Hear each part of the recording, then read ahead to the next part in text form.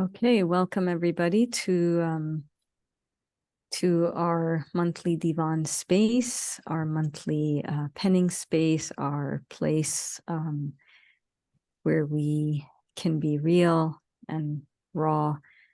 This is where we pen, and this is where we find a means of expressing and also learning and growth. Today's topic or subject is the inner child. And without any claim of expertise or even having any experts on the topic this time on our platform, we do have Amna with us, and who's basically in the field of psychology. And Amna, could you please do justice and give us a little bit of a background, because we're going to have a bit more than usual input from her as well. So she's visiting right now, and it's a pleasure to have you here. Thank you, Saida. So the field I work in is closely related to psychology and psychological aspects, but it's not directly psychology, although I do take a deep interest in this. And so I'm basically a speech and language pathologist. So I work with human development overall, physical, mental, psychological, everything. A lot of the times as a professional, I might be a starting point for a referral elsewhere. So I do have to educate myself a lot on this. Another thing I do personally take interest in is doing inner healing work. And if you've been on the same path, you might have noticed that most unhealed parts of ourselves that trigger us in our day-to-day with other people in situations and environments, they're most often the deepest root of it, which might not be superficially visible, has to do with the inner child, the unhealed inner child. And lately on social media as well, there has been this boom of information on this, because people are starting to find out that the only way to completely heal, accept, and move on is to work on the inner child. I actually didn't know about this gathering, but I was just visiting Saida at Kaust, and she mentioned, and I heard nothing except the words inner child, and I was like, my ears were like, yes, I want to attend. So I asked for an invite. So I'm happy to be here. I'm not an expert by any means, but I'm very enthusiastic about the topic. So inshallah, let's see. Thank you for that, and thank you for just showing up. I love the spontaneity of our space, because we are not scripted individuals, and we're not the best planners. And then, working with the sort of organic energy, or just trying not to interfere in how things are opening up, then we get beautiful outcomes. So it just so happened that Amna's visit here with me was scheduled for today. So I asked her to not go back, and she's going to stay further and join us in this space. And she's an amazing person, apart from, the friendship bias. But, as long as I've known her, she's been very on top of her mental and emotional health, well-being, on top of, trying to develop always, and, go deeper in and do the inner work. So again, it's an honor to have you here, an honor to have everyone here, Madiha, Nazia, Mehtab, and of course, co-host Louisa.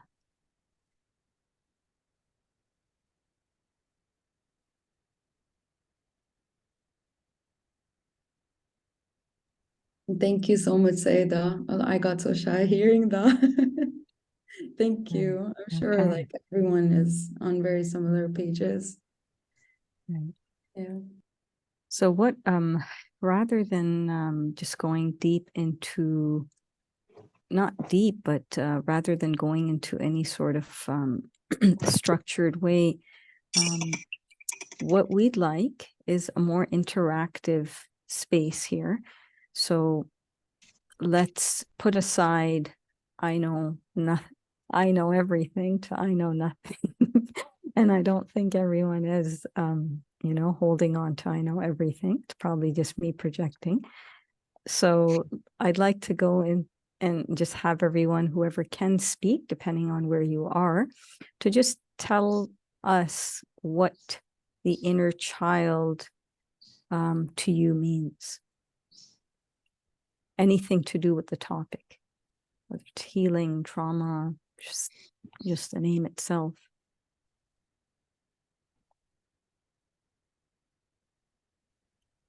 Louisa, we'd like to hear something from you before we begin.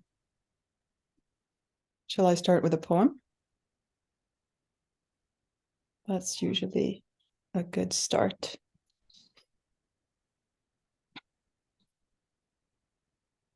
So this is a bit of a longer one. It's by Maulana Rumi. And it's called The Sheikh Who Played with Children. A certain young man was asking around, I need to find a wise person. I have a problem. A bystander said, there's no one with intelligence in our town, except that man over there playing with the children, the one riding the stick horse. He has keen, fiery insight and vast dignity like the night sky, but he conceals it in the madness of child's play. The young seeker approached the children. Dear father, you who have become as a child, tell me a secret. Go away. This is not a day for secrets. But please, ride your horse this way just for a minute. The Sheikh plague galloped over. Speak quickly. I can't hold this one still for long. Don't let him kick you. This is a wild one. The young man felt he couldn't ask his serious question in the crazy atmosphere, so he joked. I need to get married. Is there someone suitable on this street? There are 3 kinds of women in the world. 2 are griefs, and 1 is a treasure to the soul. The first, when you marry her, is all yours. The second is half yours, and the third is not yours at all. Now get out of here before this horse kicks you in the head. The Sheikh rode off among the children. The young man shouted, tell me more about the kinds of women. The Sheikh on his cane horse came closer. The virgin of your first love is all yours. She'll make you feel happy and free. A childless widow is the second. She'll be half yours. The third, who is nothing to you, is a married woman with a child. By her first husband she has a child, and all her love goes into that child. She'll have no connection with you. Now watch out, back away. I'm going to turn this rascal around. He gave a loud whoop and rode back, calling the children around him. One more question, master.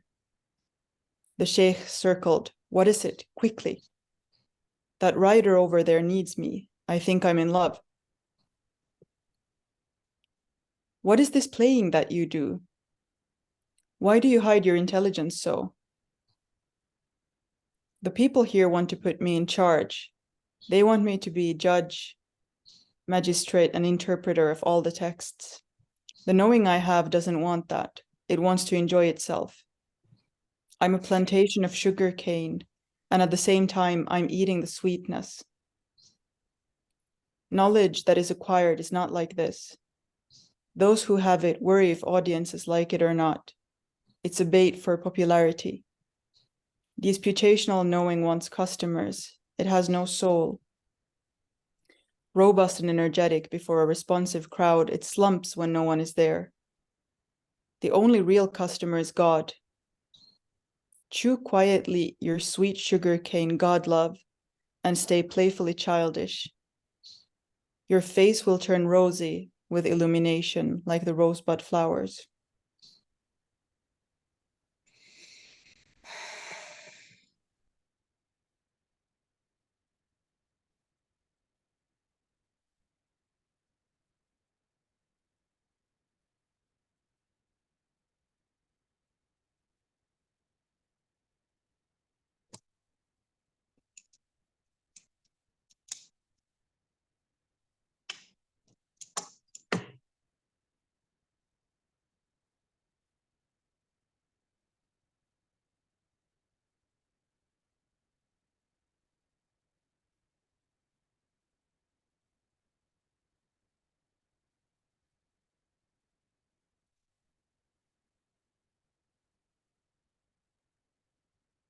Sorry. We'd love to have some input, and as per the previous question, we'd love to hear from everyone as to what exactly, how does your system respond to this subject matter without overly thinking, just whatever is coming forward.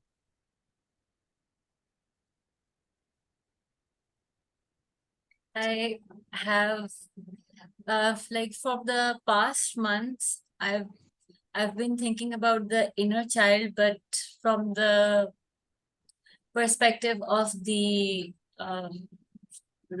from the point of view of Imam Sida, Imam Hassan, and Imam Hussein, and there has been this question that they have seen trauma in very early age.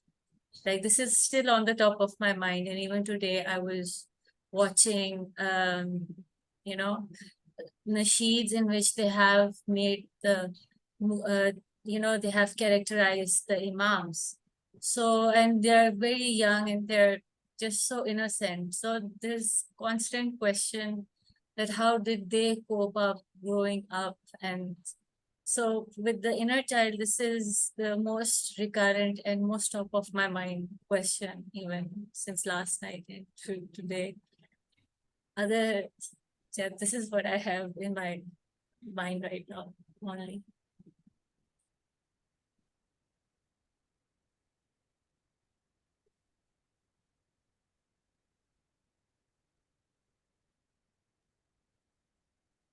You're muted. Sorry, and then on a personal level to yourself, in regards to this, is there anything that is coming to you about Mehtab? Not right now. In Okay. a bit. In a bit. Okay.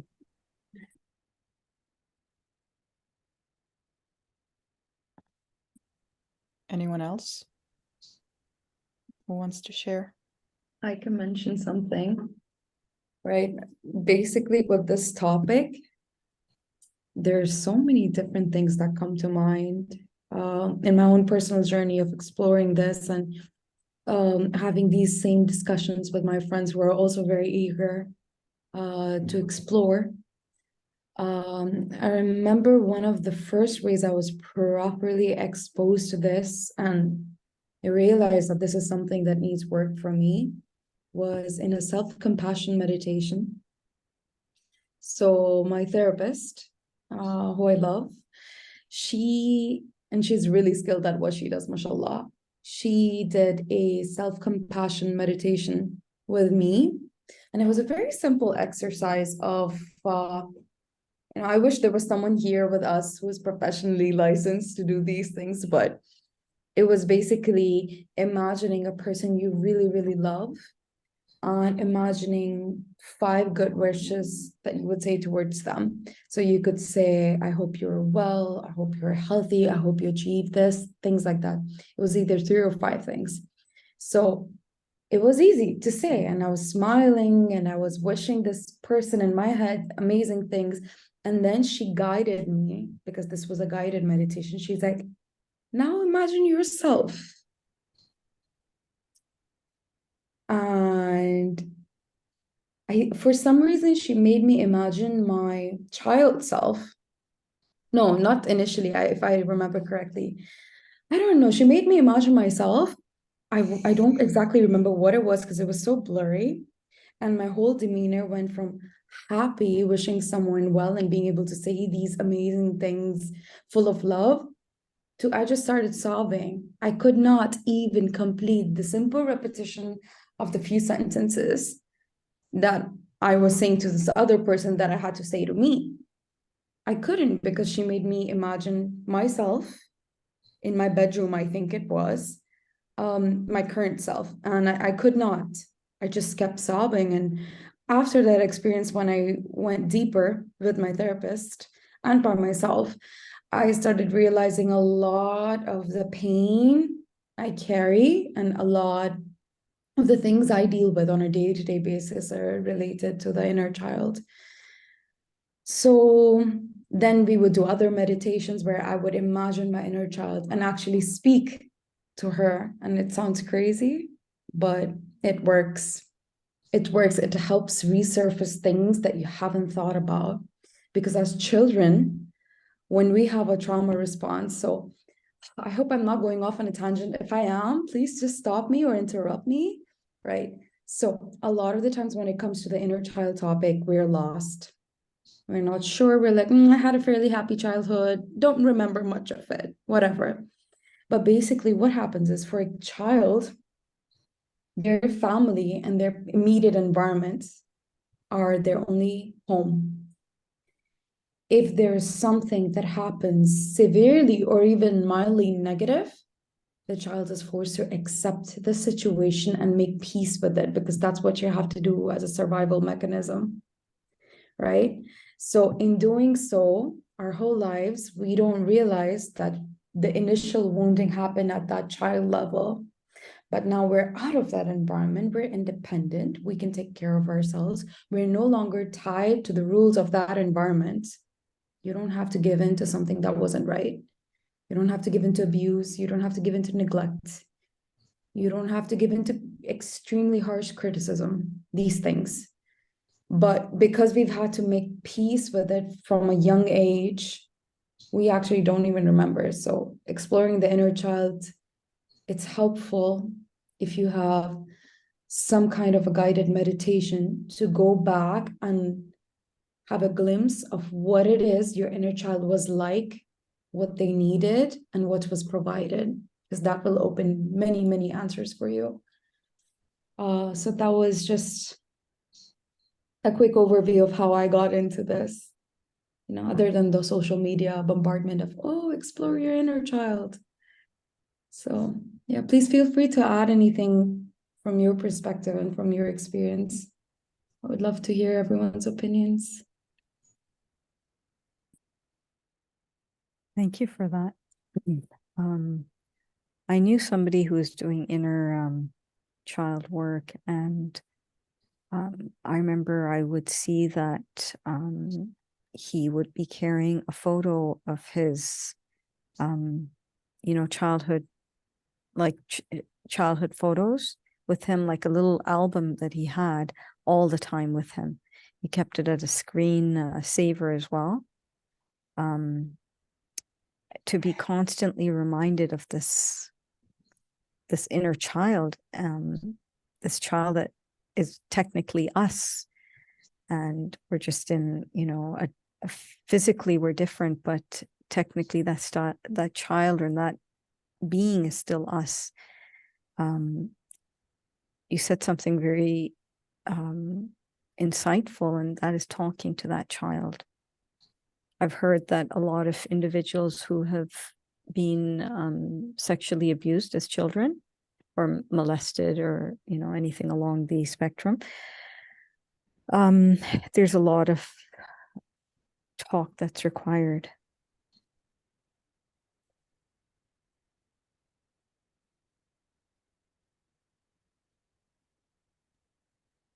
That's Anybody very has true. Say anything to that say? even for the stories we hear, I think it all started with finding treatment or finding healing for people who were abused at like proper abuse at a young age.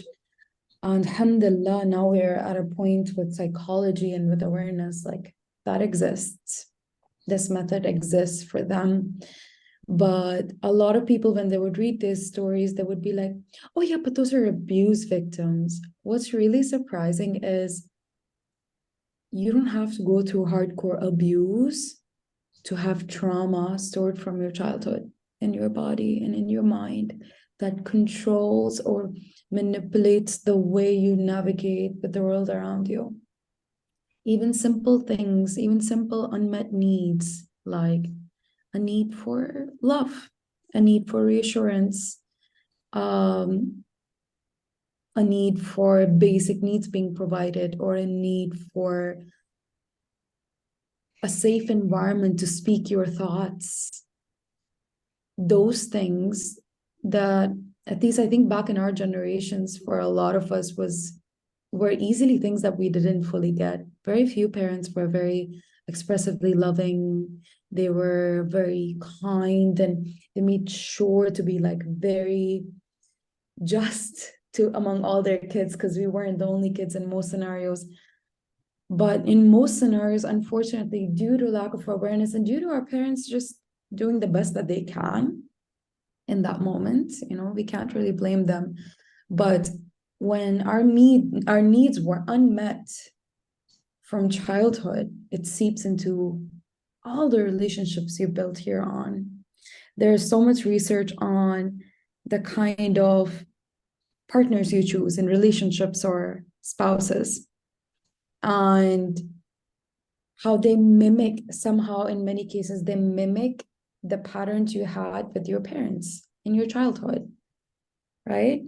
So it'll surprise you, like you don't have to go through abuse to have inner work to do with your inner child. It could be simple needs not being met, Like for me, I could pinpoint, and I want to say it very openly, even though I have a very amazing family, alhamdulillah, they always did their best, but it's just the circumstances and the way things were.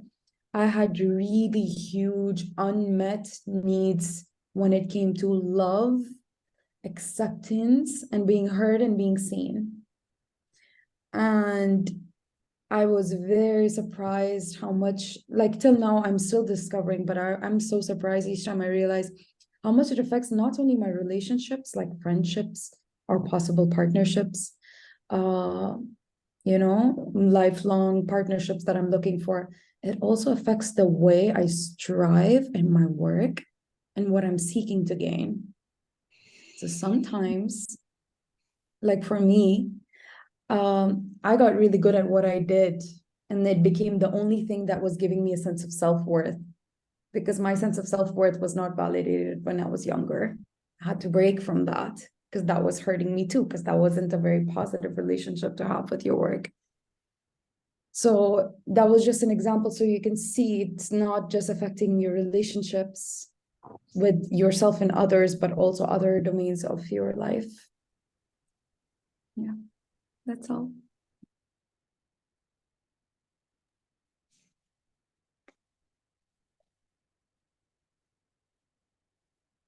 We'd love to hear from you all.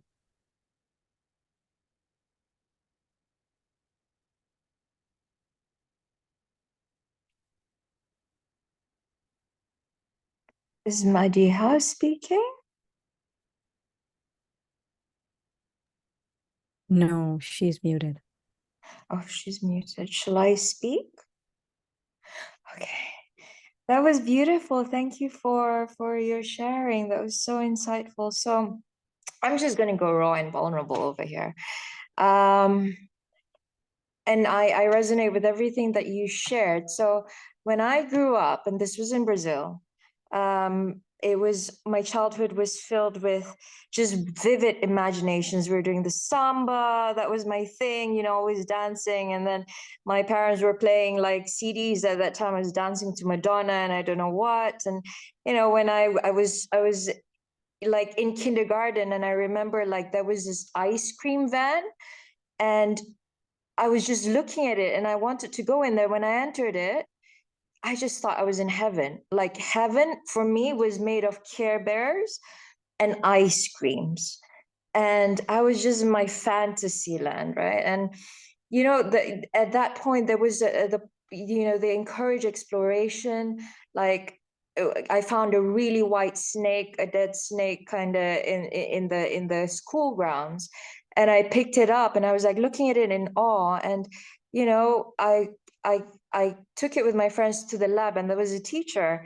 And instead of like, oh, you know, just asked to throw away, they were like, well, the teacher was like, let's explore it. So we're like opening the heart, checking every anatomical thing happening within the dead snake. And it was white, it was transparent. And, you know, the innocence is there. Like there is no, I could look at monsters and I would want to touch them, because there's no, there, everything is colors, everything is form, everything is seeing it for the first time. And, you know, just the impossibilities just didn't exist. You could just run and jump to the crocodiles. Like I remember wanting to jump to the crocodiles, and my parents were literally holding me, because I thought, well, it's crocodiles, like, you know, how, what is it? And then I thought I could be anything. I was a ballerina, I could be an artist, I could be just about anything. It was limitless. I thought I was an elf, a brownie, a pixie, everything. Then we moved to, let's say we moved to Malaysia. And I remember there was this one point my parents were sitting down with me, and it was like 36 hours away from Malaysia. I've never known what Malaysia was. I didn't know family, etc. And they were like, we need to have a serious conversation. What if you stayed over here and we go to Malaysia, because things will be changing over there? And we had a Parsi couple. Like every weekend I was adopted with childless couples. Like I would be hanging out with them because they, you know, they doted on me. They were all, they wanted children. So that was my thing. But when I looked at my parents, and what are they talking about? Like, where am I going? Are they crazy? Are they nuts? But they were worried about my situation. I didn't know, I could not process it that time. Then little did I know that my saying yes allowed to another unfolding. So when we went to Malaysia, things really changed. I was suddenly brought to, everything I did was wrong. From being an A student, I was failing with everything. The school system, I was reprimanded, family was reprimanding me, every single thing was just wrong. And there was issues with money as well. Like my parents were on the verge of divorce. I think prior to my being born, they wanted to separate again. They wanted to separate already, but they held on that I was born. And I think what happened in Brazil, that distraction of my imagination was encouraged. I was more focused on that. And then coming back, the household was just dismantling, and there were money problems. And I remember at one point it was my birthday. It was my birthday. I think I was about 8, and then my cousin was with me. And I went to my father, and this is, of course, you know, just looking at the case scenario. That was my father. He was in the bedroom, and he was looking at the cupboard where he held his money and everything. He was just staring there, and I went running excitedly to him, and I bringing my cousin, yeah, we're gonna eat it's my birthday, we're gonna eat somewhere, you know, let's choose this place. So I went to him and I said, Dad, you know, this is my birthday, can we go over to eat in this place? And I was like, no, we're going to another place. And I'm like, no, can we eat in this place? And out of nowhere, pah, you know, I like, oh, like I was just in shock. Like, where did the slap come from? Like, what is it? Like, where, what? My brain was cracked. It couldn't decode, it couldn't sense anything, right? And it was just so vivid. So, and of course, coming from him, he's lovely at that phase. And how did they didn't know how to explain to me prior, there was money problem, and he didn't know how to express himself. I'm not making an excuse, it just happened the way it happened. He didn't know how to deal with stuff. And then I remember we went to that place for dinner, and I was just crying and choking on my food, like in front, they were in the table. And and my cousin was in shock. She was, because my dad had big cancer. It was really tall, and people, he had a very straight, fierce face, and you know, nobody dared say anything. I was just crying, my teardrops, I didn't dare. And he was like, eat your food, you know, don't waste money, and you know, or you get beaten up. And I'm like, okay, from my birthday parties when I was young, then I'm having this. That choked my voice entirely throughout for many, many years. That was my throat chakra, because who are you? Were you not allowed to voice your birth? Who are you? So when I had presentations along the way, and every time I had to stand in front of the audience, or you know, even have an intimate class, I would hold on to my note and I would run out. I could not. I just couldn't. I just, you know, my mechanisms just when they're, and the voices of the worthlessness, of course, you know, like the imprints of the male, the masculine, just from that phase. Because when you even hear a word of criticism as a child, it's so vivid. So it's that voice that's absorbed into you. So cut story short, as I grew up, I just worked on myself. Like, this is not my voice. There are times again, and Alicia and Louisa knows the vulnerability that I'm going through right now, wondering what is happening to me. No job, no nothing. What's happening? Money. Da-da. And then men, God, I've been through heartbreaks in this moment of friendships disappearing and people coming, just destructing everything. But I'm like, well, it's either I'm going to learn that this is not my voice, this is not my voice, and I'm going to speak out now, or it's never going to happen. Like, I'm going to go through sailing through the patterns at workplace and life, and this not happening. I'm going to share that I'm not okay with being treated as such. This is not okay.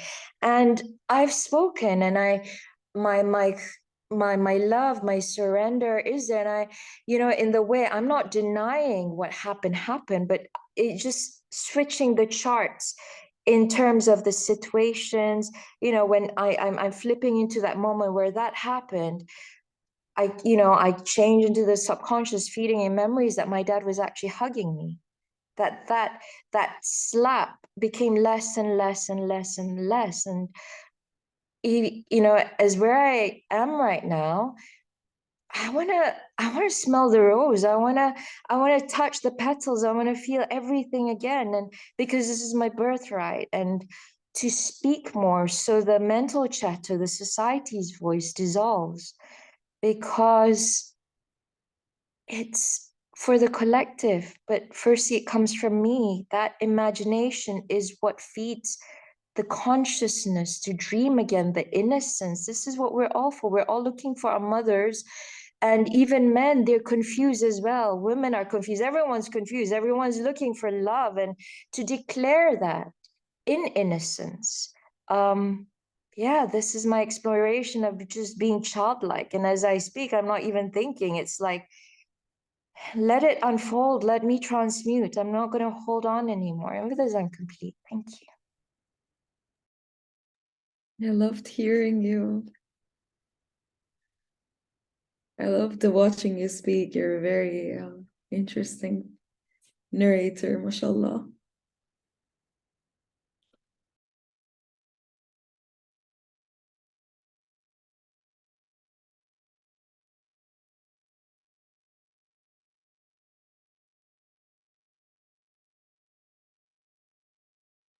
And in response to the story, the actual content of the story that you narrated, I think it's so brave to have to go and revisit. Like, to some people, it's more diffuse. There's no specific moment, but you had a specific moment which changed things for you. And to go back and revisit that and modify that so that you can get past it. It's very brave. It's very brave. And self-expression is, like you said, it's a birthright. You should be able to express yourself, especially when it's about you. But unfortunately, we're made to believe that if we want to receive love, we cannot be honest, and we cannot express ourselves. We cannot say the things we want to. We cannot set the boundaries that we want to. We can. We can. So good luck.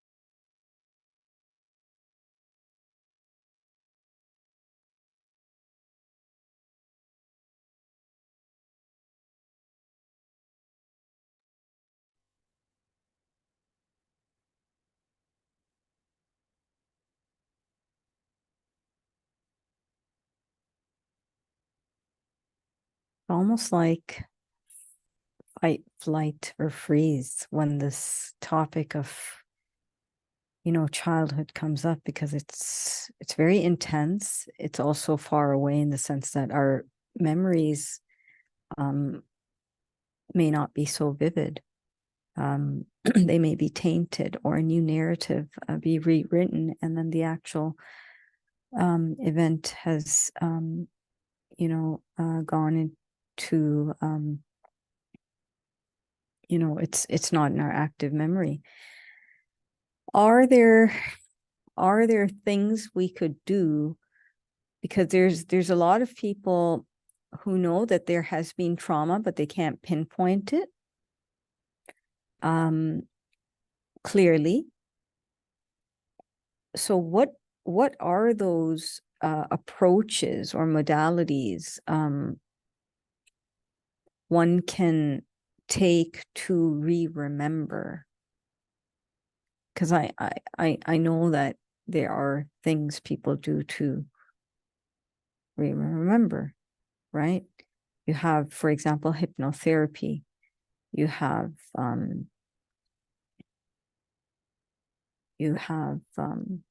hallucinogens, right? There's so many modalities, and there's so many things, and sometimes events trigger something within that remind us that something of this sort has happened to us as well. Is there anything that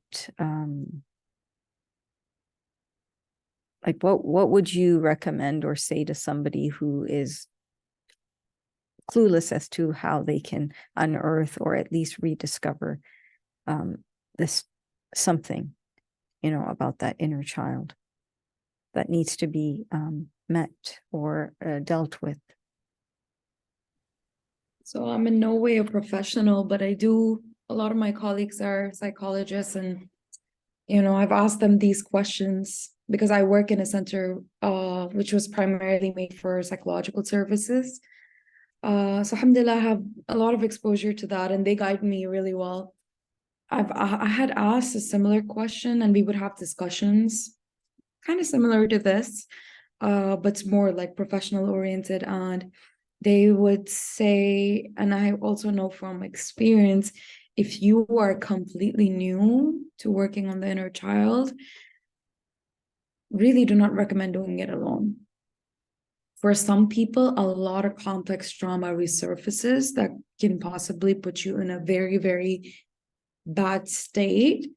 There's a lot of risk to that. So do recommend that you explore this with a certified therapist. So always check their qualifications. The easiest way is to check their national license for practicing, because they would not receive the national license unless they have done all the qualifications. So instead of having to go through their qualifications and judge them, just look for the government license to practice from their health commission. For different modalities, now different therapists are specialized in different things. There's not one therapist that knows how to do everything. Sometimes you have to go on a search and look for them, and sometimes you won't even find them in your city or even country. You might need to travel. It depends. So for example, something that's really popular, that's really popping up, that catches my attention is EMDR. It has something to do with the pupil response. It's crazy. I can't even make sense of it, but it seems the research on it is crazy, and people have been able to resurface from nothing.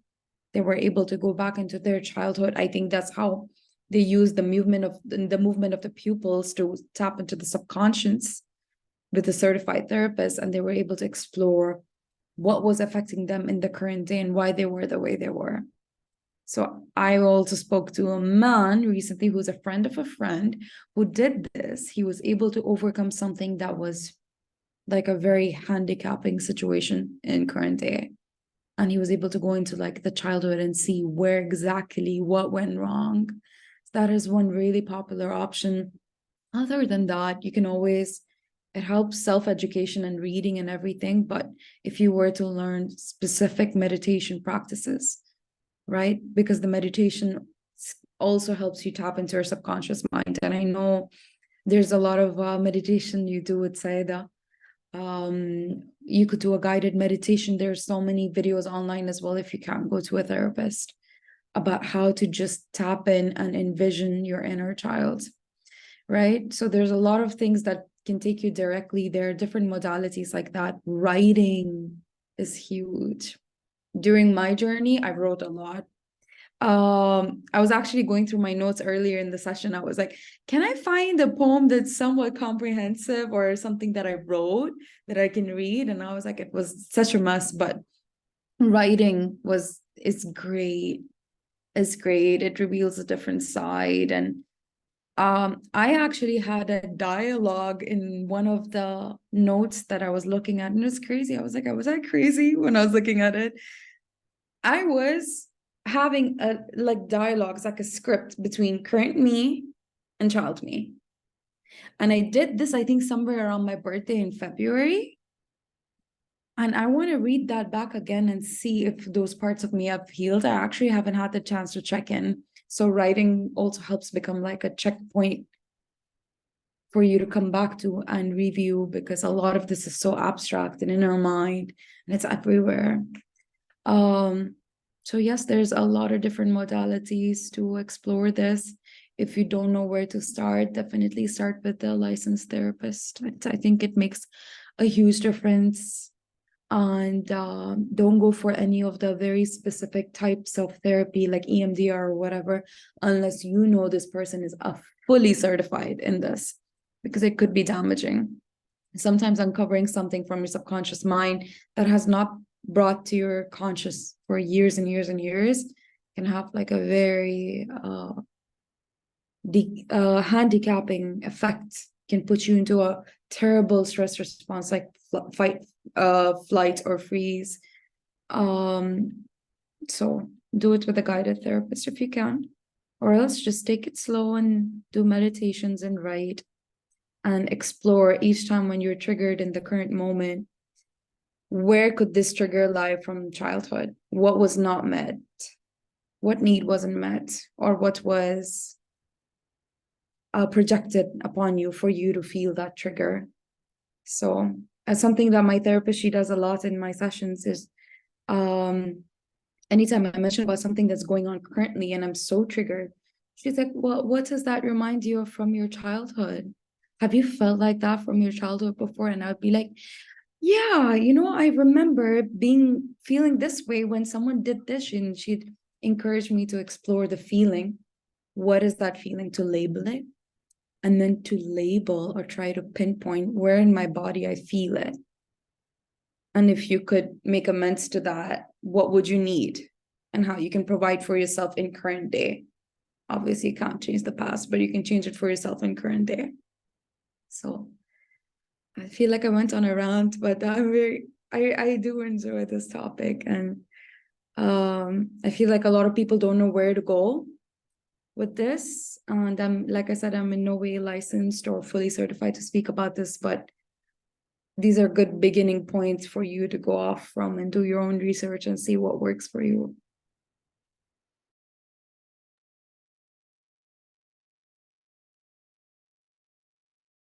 Inspiring. Thank you for that.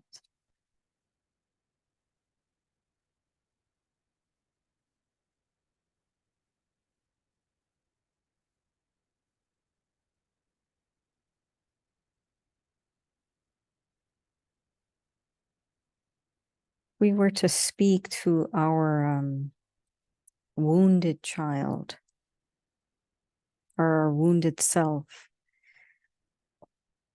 What would be the words? How would we communicate that to ourselves? And once this is written, this does not have to be shared. It's totally optional. So we're going to give it a few minutes.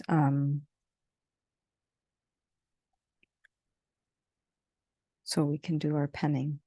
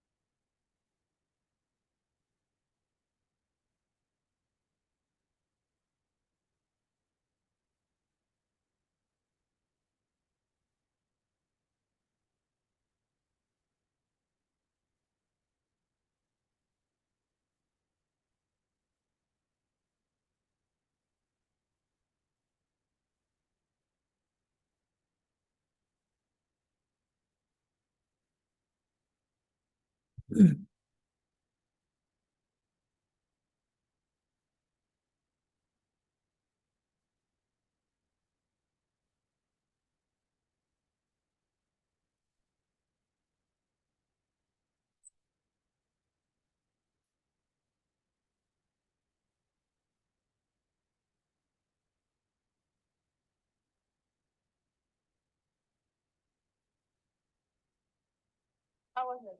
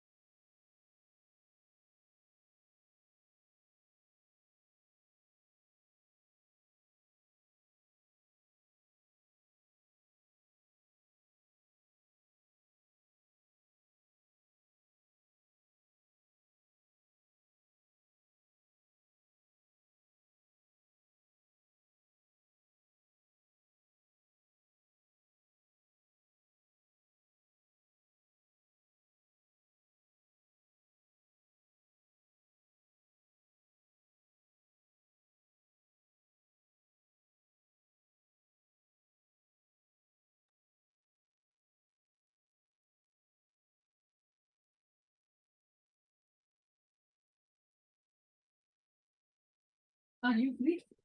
Can you baat करोगी? Book बिठा के बात करोगी? हैं?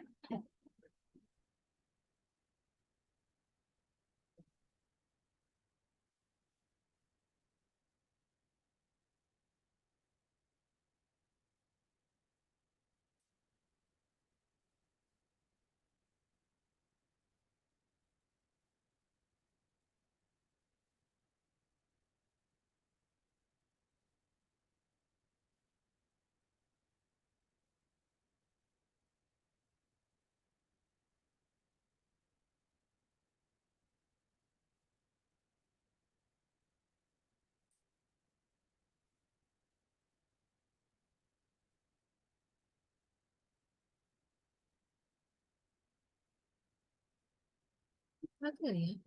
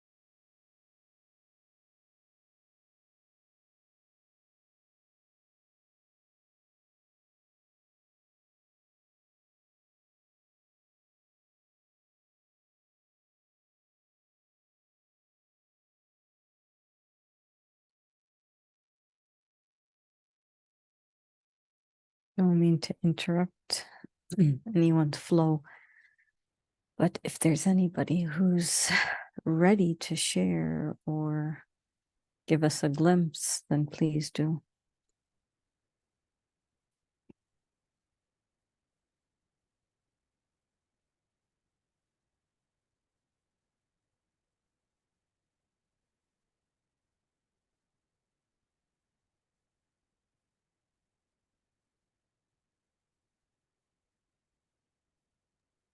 I'll share in honor of time. And so, my wounded child, what I would speak to it, to her, um, okay, I'm going to say my name. So, Nazia, I don't have the clue as to, I don't have the answer as to why or what all this has happened. I have no excuse for it all, not one word. There's only Aleph that caresses you with every flashback, and flowers of the world soothing your every wound. The angels are blanketing you like a baby. The light fortifies around you. Now and forever you are held, transmuting all timelines. Here I am in this moment. Babies are the kings and queens of this world. Your fragrance I honor. Your lips I kiss and caress. Tenderly wiping your toes with the softest cotton, and I bathe it in rose water. Come take my hand now, and I promise I'll hold you. My palms tenderly protecting your back, where your heart continues thumping, receiving. And beyond all, I hear you, and I always will hear you.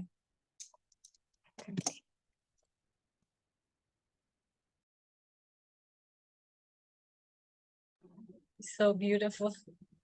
That's lovely. I hope that actually speaks deeply to your inner child and heals some part of you. Seems like you had a need to be heard.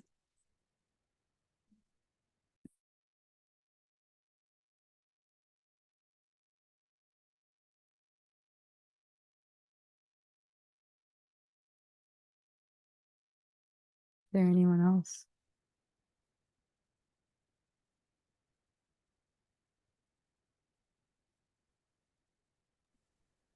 So in writing in the past to my inner child, I've written some really complex, messy, ugly pieces, which is like very much a reality when you're exploring that side. Sometimes it's not always so poetic. Like Nauseous is so beautiful. It's not that lovely. My real first few writings to my inner wounded child were a mess. But over time, I think it's become a bit simplified. And I will just read something that's not very coherent. But it's very much like the most direct words I can give to my inner child. That is, I think my inner child gets it now. So words to my to my wounded inner child. You are enough. You are enough just the way you are. The color of your skin, the texture of your hair, the way you walk, to the way you talk, you are enough just the way you are. Your thoughts are special, they're worthy. The words you say or choose not to say, they're all worthy.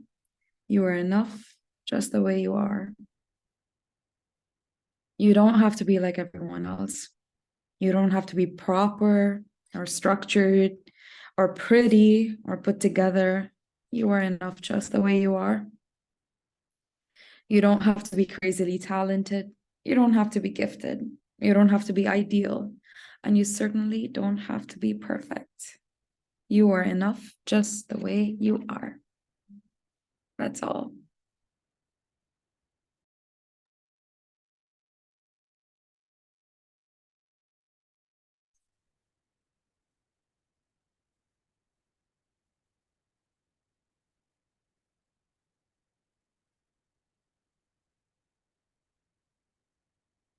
Thank you.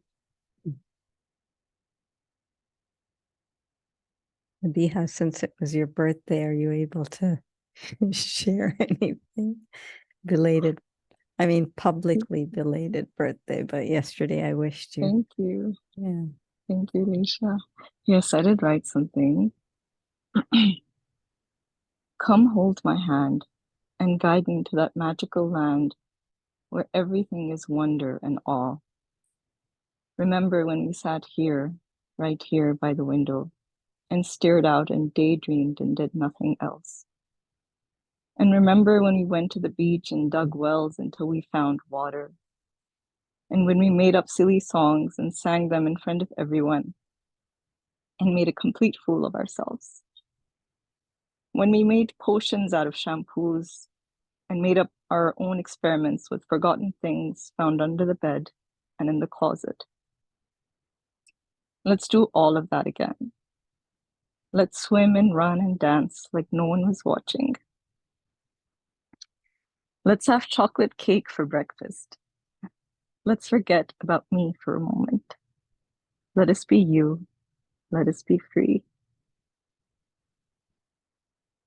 Thank you.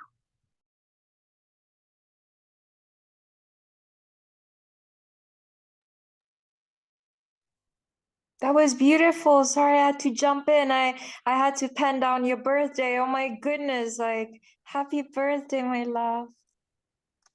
Thank you for being here.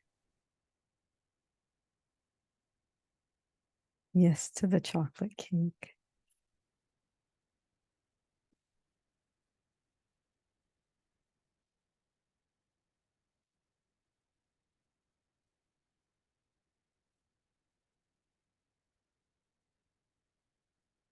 Mehtab,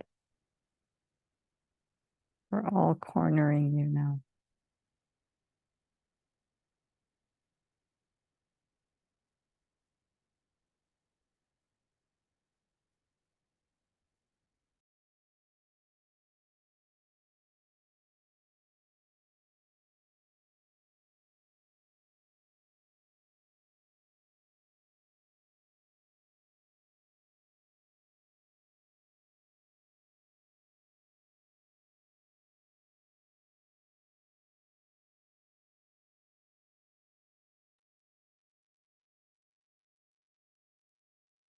Dear Mehtab, look at you, filled with so many dreams, so much energy, so much art, so much passion of a warrior who loves kung fu, who wants to fly, to be air and light, is so smart and bright. We can't all be perfect and can't all be good. How you treated certain times, XYZ, was because of your unawareness and the projection of the aggression you received. That was wrong, but you have also come a long way and you have tried your best and you remain steadfast in your path of love.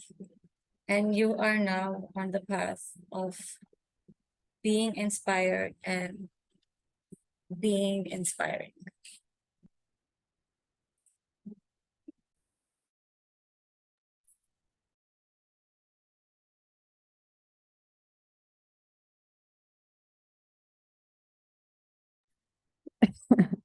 Thank you for that. You know, when you now you're on the path of, and I was thinking right away, because you're always on this mission to, call out the misogynists and the patriarchy. So I'm like, now you're on the path of, and then I had something else in my mind. So, but thank you for sharing. It's amazing how poetry can be mirroring parts of us that we fail to express. Louisa has said something here. I didn't have a chance to pen it. The outer one is asking for attention. Okay, so she's asked me to read this, so I'll do so. What will our children do in the morning? Will they wake with their hearts wanting to play the way wings should? Will they have dreamed the needed flights and gathered the strength from the plains that all men and women need to balance the wonderful charms of the earth, so that her power and beauty does not make us forget our own? I know all about the ways of the heart, how it wants to be alive. Love so needs to love, that it will endure almost anything, even abuse, just to flicker for a moment. But the sky's mouth is kind. Its song will never hurt you, for I sing those words. What will our children do in the morning if they do not see us fly? Beautiful. Oh my God, I've never read this piece, but it immediately took me to, especially with the last words, what will our children do in the morning if they do not see us fly? It felt, I don't know what Maulana Rumi meant, but it felt like it was referring to us doing the difficult job of breaking generational trauma and showing up as the best possible example, as us being human beings who love ourselves, who nurture ourselves, who tap into our full potential, so that our children may do the same. Because if they don't see us do that, immediately they never learn that, unless from an external source, if they're lucky, right? So what will our children do in the morning if they do not see us fly? That's how it resonated with me.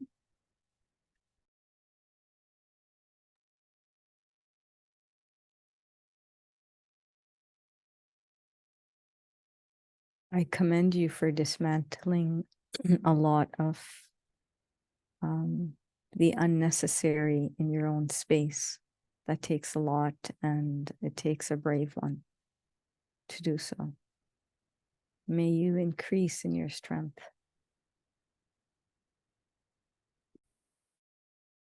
I mean, I'm actually still very much in it. I don't know at what point it ends. I don't think it does. I think there are different instances in your life that push you to go back and explore things long forgotten. But alhamdulillah, there has been a huge weight lifted off from exploring this. And I feel lighter. I feel less anxious. So all of it helped.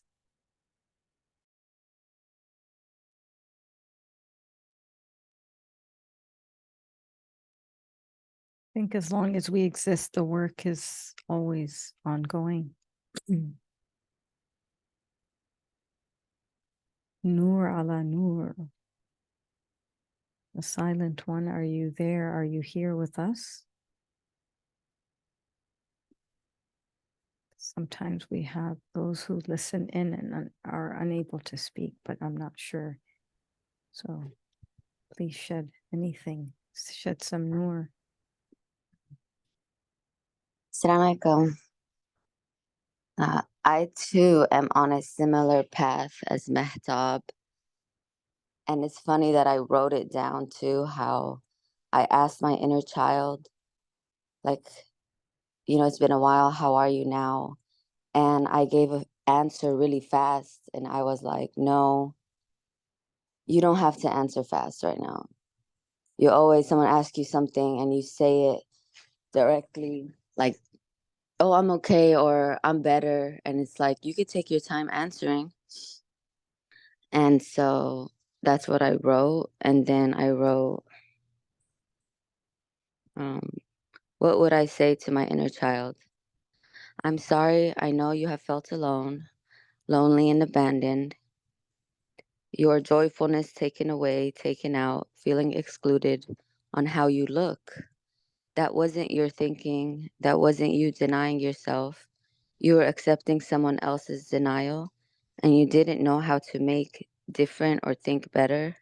You're human, and was convinced that you're, I don't know, the best way. Okay, you didn't get a chance to express your needs your way you did with your friends. You let it out a lot with your friends. My wounded child, pretty hurts, pretty hurts. Puffy is beautiful. My hair was puffy all my life, and I was thinking that it can't be puffy, while everyone's hair wasn't puffy.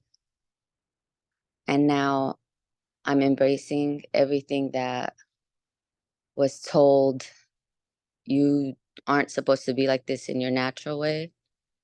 And then it comes with the feelings that are deep.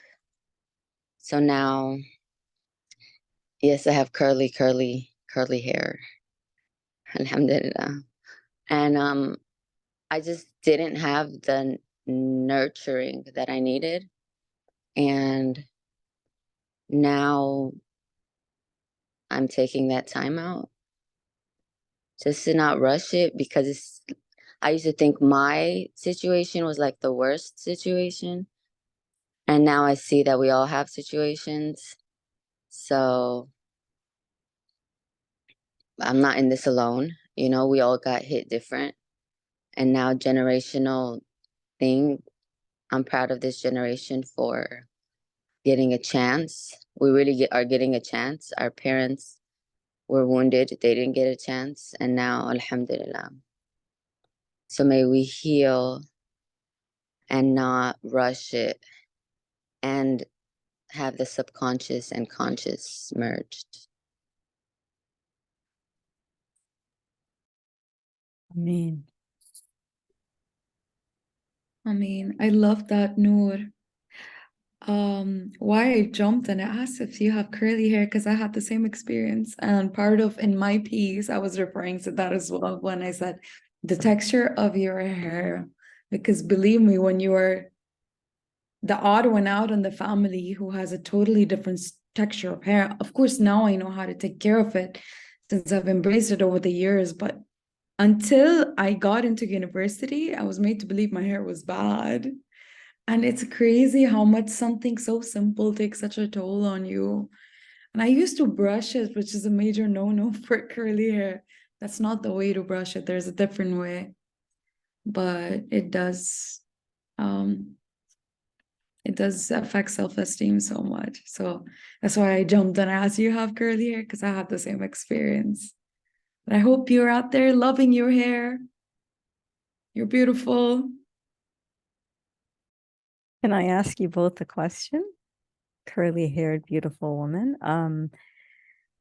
What at what point did you decide to embrace? Was it a certain event, or was it over time, or was it a lot of like, what was it? What was it?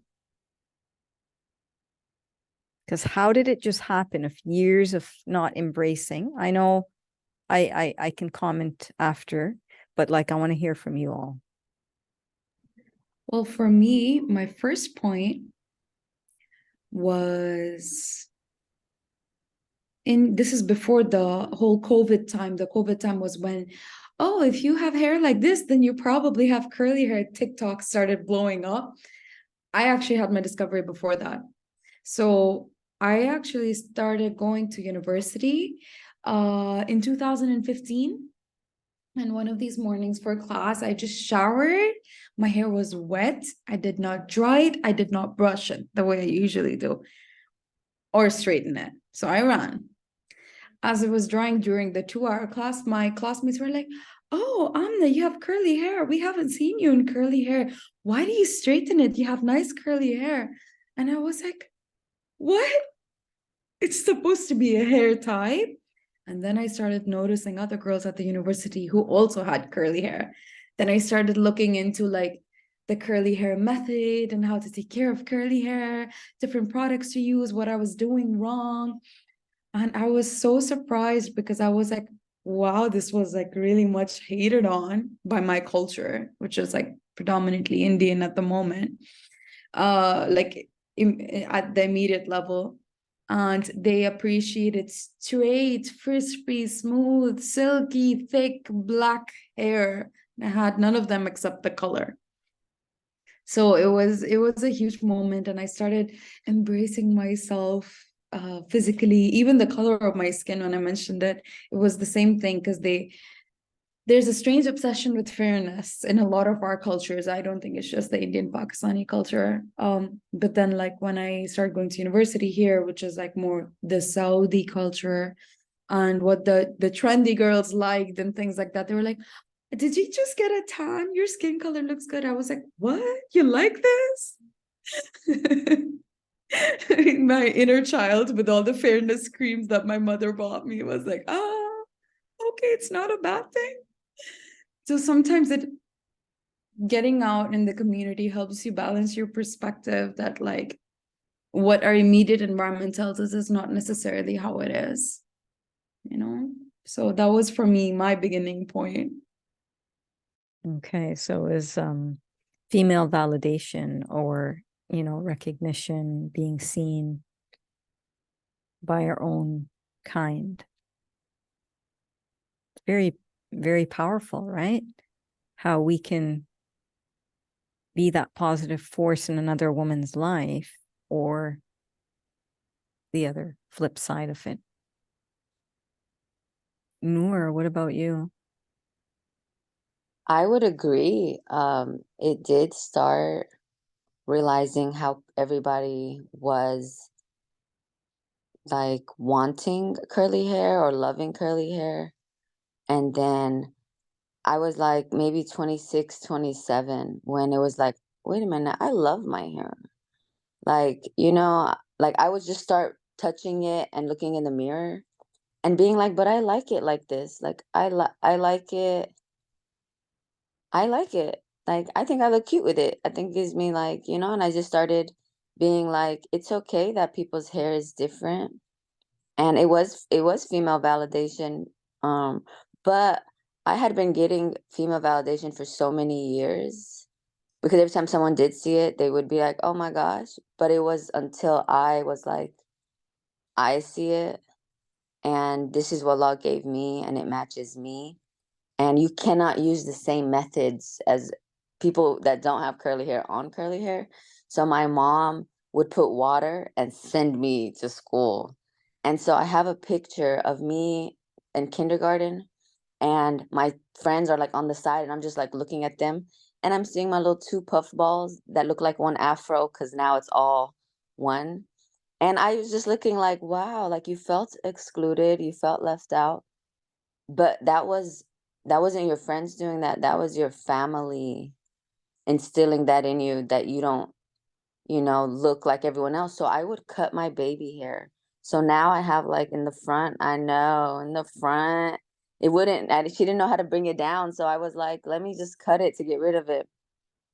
And, but through the years, I mean, now, alhamdulillah, I just like love it.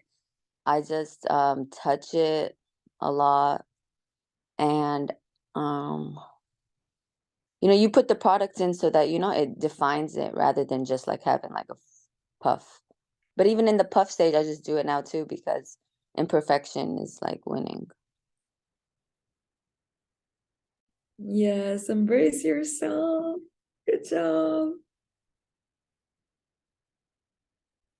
Powerful.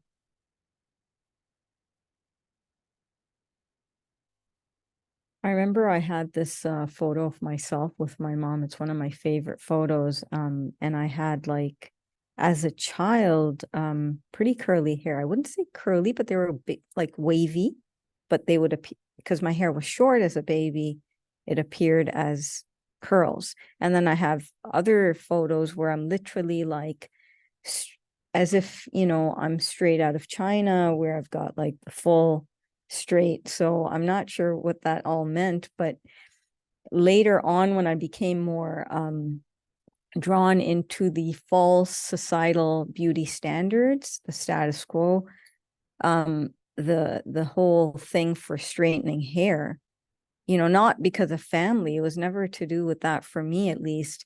It was just about straight hair is beautiful, which was so weird, but that's how it was. And at least while I was in the West. But no, when I came to Saudi, I was, I went to places, and I basically was exposed to a lot of waves and curls. I was like, wow, it's so beautiful to see that, because either people were straightening their hair or doing some sort of treatment where you weren't embracing the organic beauty that the ultimate artist has, given to each one of us. We're accepting synthetic beauty as the way. So I started seeing that, and people were so like, embracing and confident, and it just, when you're in your natural sort of when you embrace what is, there's just that itself is another beautiful sort of energy. And so what happened was, for me, through mirror work, it happened where I literally had, individuals, like friends and stuff, who'd be like, oh my God, your hair is like wavy, and, don't you dare straighten it. And whatever compliments necessary. And I was like, yeah, true. And then after that, I never used that, that whatever, that tool ever again. So yeah, it took that sort of mirroring from our own women validating each other. It's powerful. Yeah. I think can sorry, I just want to add one thing, like, because over the years of struggling with self-esteem and acceptance of the physical self, and comparisons, and like trying everything, like straightening my hair, like you said, the tool, things like that. I think right now, finally, our society is in a place where women are of all shapes, sizes, colors, beauty, hair. There's much more awareness and acceptance on that. Like even on Instagram, you can literally find communities for any body type, and so much empowerment going on there. for hair types, for skin types. And, I think we're very lucky to be living in this time where because community plays a huge role. Like for all of us, it was another woman telling us, another girl telling us, like, don't you dare touch that tool. I think community is really important, and it helps to connect ourselves with the communities that may be similar in aspects, so we may find acceptance in ourselves the way they do in themselves. So, yeah. Yeah, it's actually a very generous time to find support for anything and everything. I wanted to ask, yeah. sorry, I wanted to ask for those who had straight hair, was it a thing? Was it a thing to have straight hair, or it wasn't even a thought? I don't know if anyone can answer that.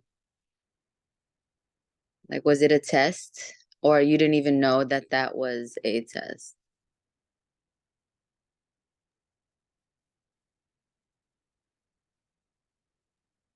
Do you mean for the people who have naturally straight hair, or for the people who did try to make it straight?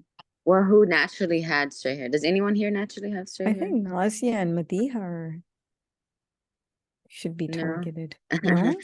Not. Trying to see. I have a lot of See some protein on my hair. You have a I lot have of what? straight hair. Okay. I didn't really understand the question, I think, but I did perm my hair once. I was always really fascinated by curly hair.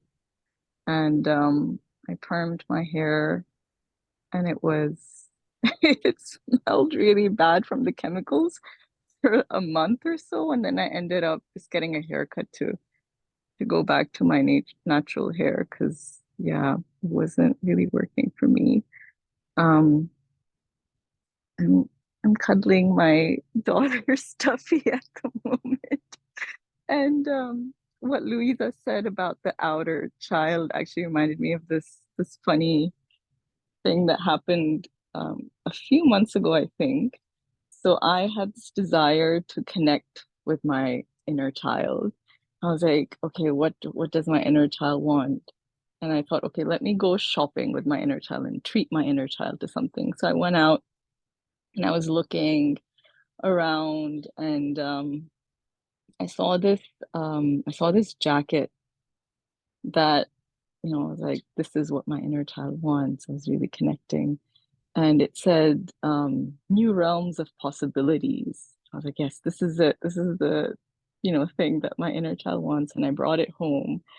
And my daughter saw it and she's like, oh my God, I love this jacket. And she's like, I actually think it's not the right size for you, Mama. And I was like, no, it's gonna fit me. And I tried it on, it was too small for me. I think I'd forgotten that I'm now in an adult body. And when I get something for my inner child, I need to make sure that it actually fits me. But no, it quickly became her favorite jacket, and she started wearing it almost every day to school. So it's just something funny that I recalled when Louisa said her outer child needed attention. But yeah, I think she's sitting right here, having a child, I think is like also gives an opportunity to connect with our inner child. It's like a reminder, and my daughter reminds me to play a lot, which I don't have enough of in my life, but she always reminds me to play more. Yeah, I just wanted to share that. Cute.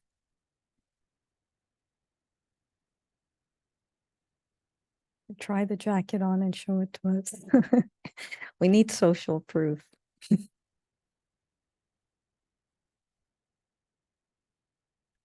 I don't really, I actually wasn't able to pen anything. I started, then I realized that I'm not even speaking to my inner child, and I'm talking about,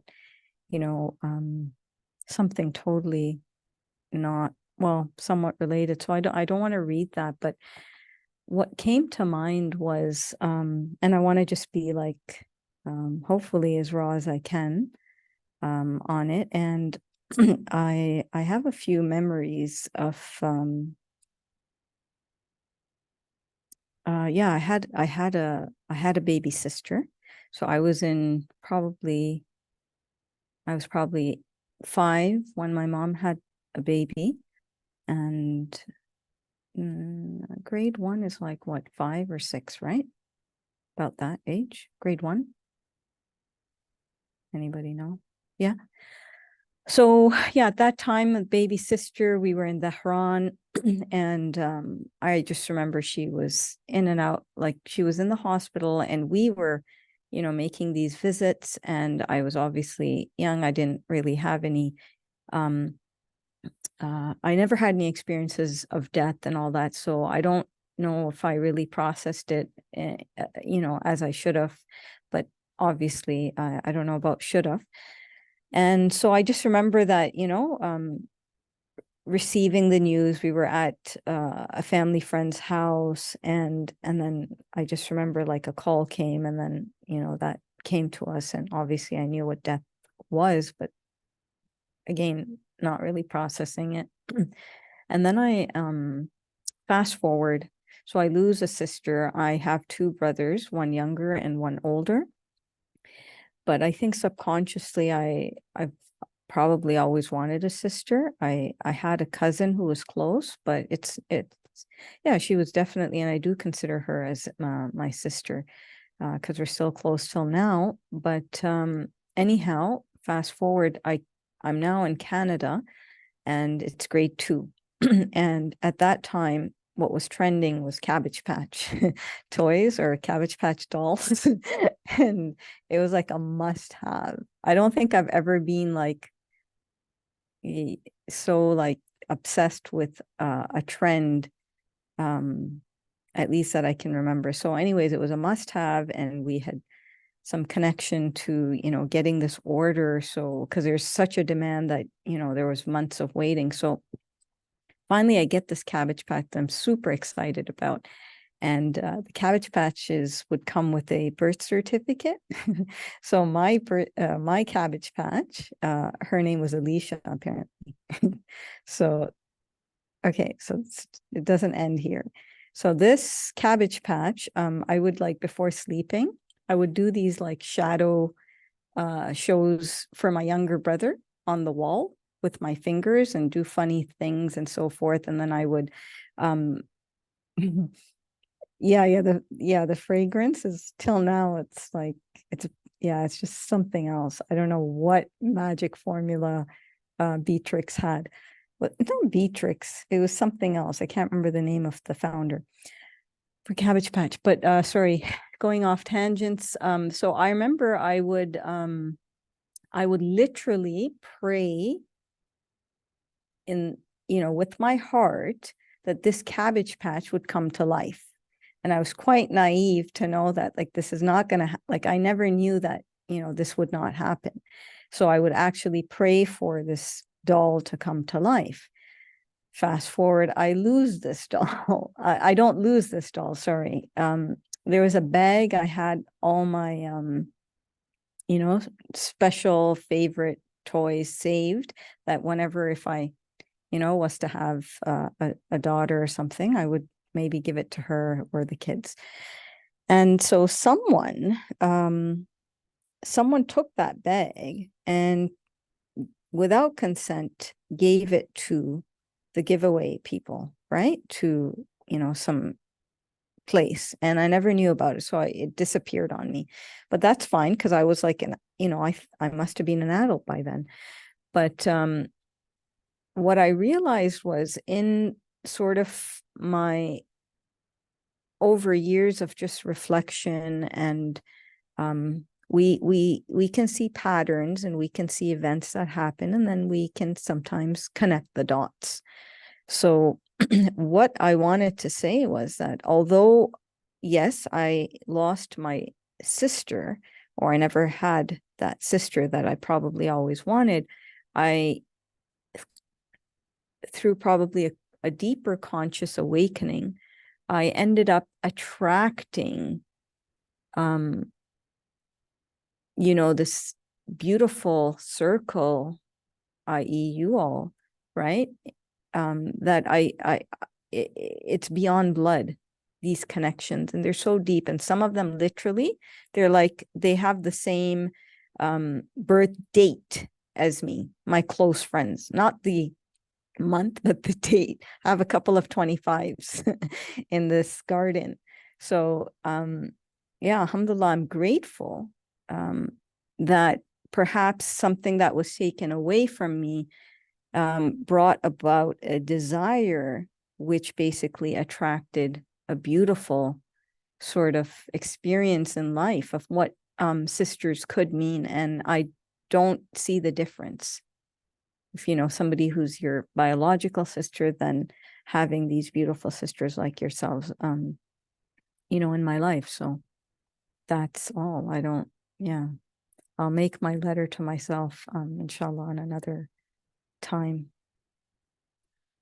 Yeah, I just want to share that.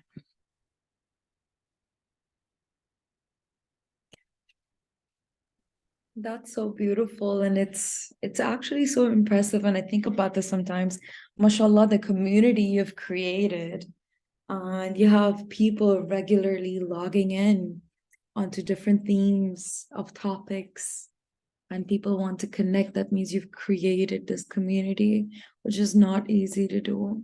That's great, mashallah.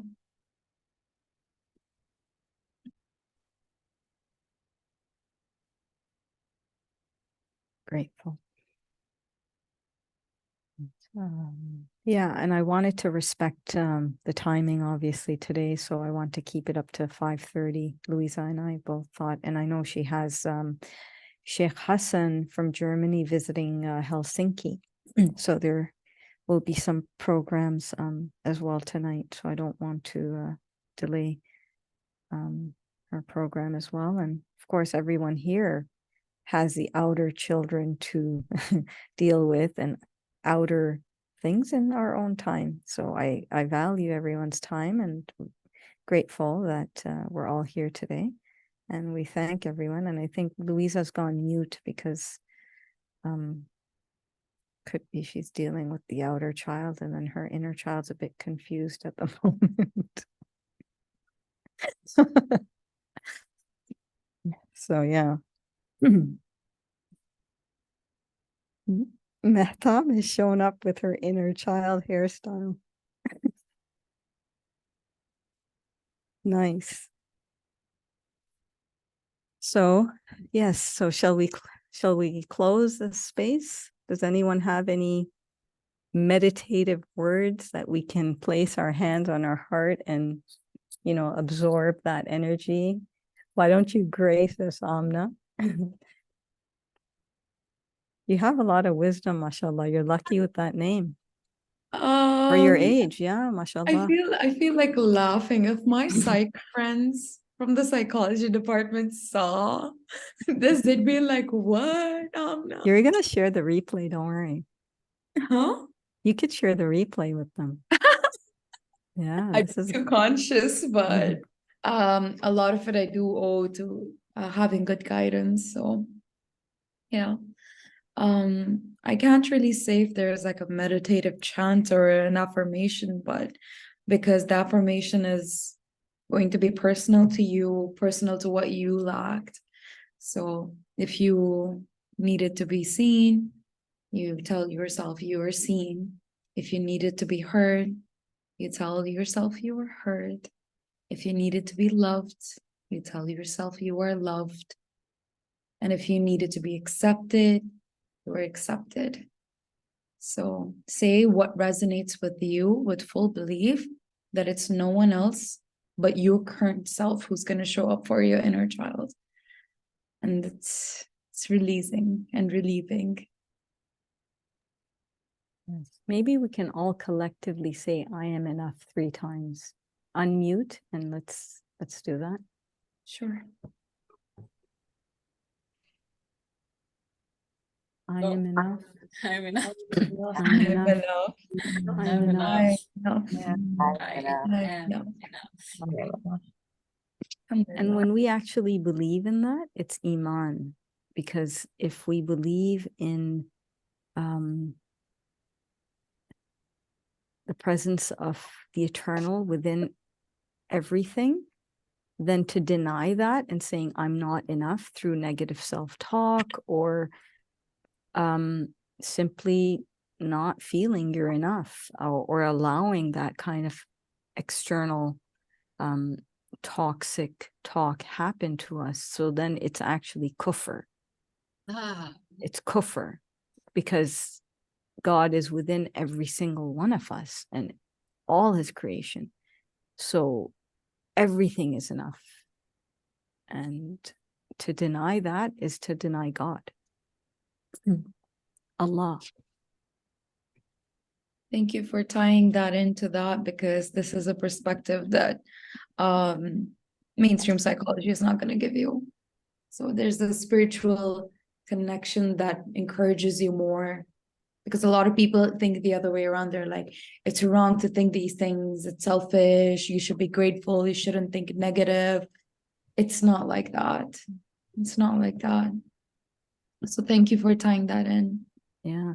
And another takeaway we could all just be reminded on is the power of how we women can validate and accept and embrace one another and truly come from that space of like loving, because that itself, that's where the healing is. And I know in my personal journey, it wasn't the therapist, it was the dost who became that all. Yeah.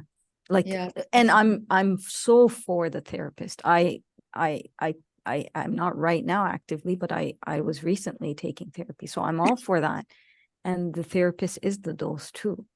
But I'm just saying that sometimes we may be missing out on getting the reflections through what is in our surroundings, and we can learn from that and appreciate the friends and the mirrors in our life, and yeah, and see ourselves through one another, inshallah, and stop this, competition, or,